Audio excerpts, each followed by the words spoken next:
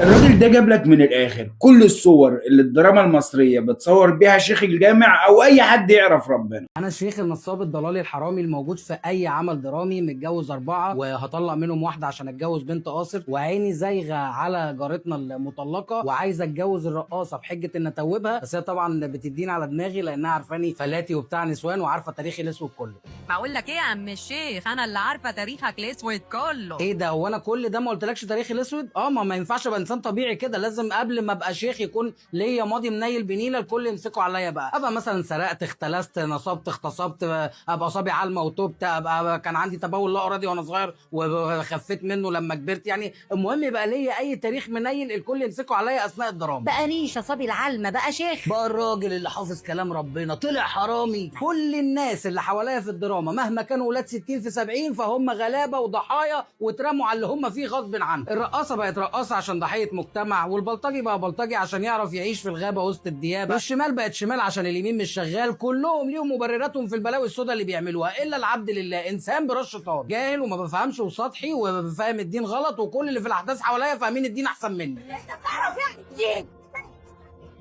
انا اعرف الدين احسن منك. اكلتي المفضله بحب قوي اكل مال اليتيم، واكل ورث اهلي، واكل اي حد في 10 بلدي، ولو هاكل بشكل طبيعي يبقى لازم وانا باكل ازروط ودلدق وهطل كده زي كفار قريش وهم بياكلوا.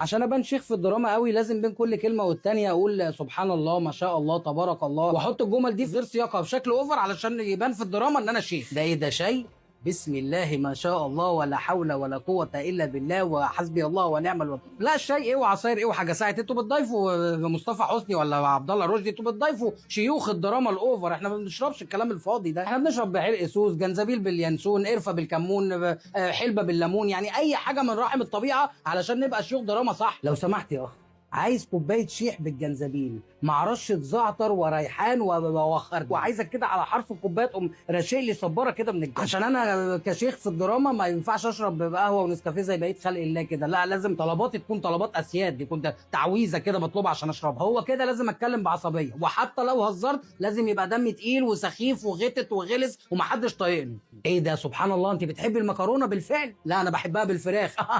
اتسم بروح الدعابه والفكاهه المفرطه. بالنسبه للاوتفيت بتاعي فانا لازم اكون بلبس جلابيه بيضه وطاقيه شبيكه وفي ايدي سبحه طول الوقت ودقني بتطول حسب نسبه تشددي في الدراما. ما بلبسش انا بقى بناطيل وقمصان وتيشيرتات وودي والكلام الفاضي ده زي خلق الله، لا. ولو بلبس قمصان وبناطيل لازم يكون القميص كروات مكرمش ومقفول لحد البلعوم كده، ولازم تكون دقني متركبه باين ان هي عيره ومنعكشه، ويكون طالع لي علامه صلاه في وشي، او يكون الاحسن تكون علامه صلاه طالع فيها وشي. ايه ده؟ انت اتجننت؟ انت عايزني اقدم للناس الكلام الفاضي ده؟ اعمل شيخ عايش في حاله ومحترم وكويس وبيصلي ويصوم وابن حلال؟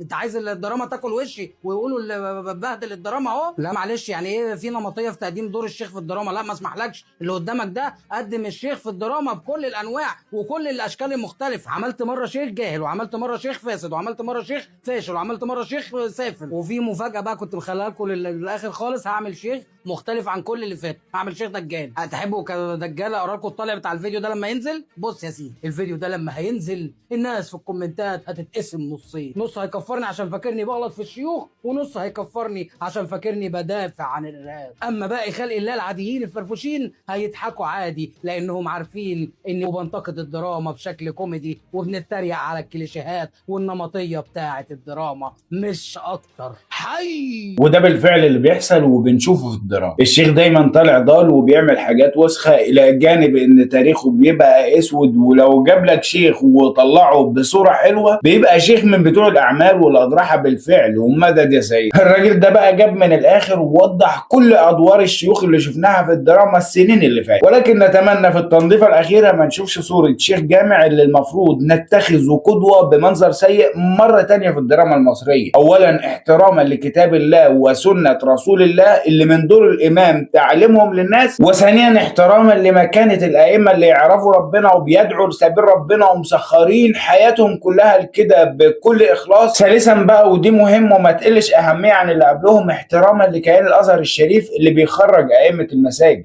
واحتراما لوزارة الأوقاف اللي بتوظف أئمة المساجد في المساجد. ونتمنى الفترة اللي جاية يكون في رقابة على ظهور شيخ الجامع بشكل يليق بيه بجد كشيخ جامع. وأتمنى إنك توصل الفيديو ده لغيرك، فولو لايك وشير وتصلي على النبي.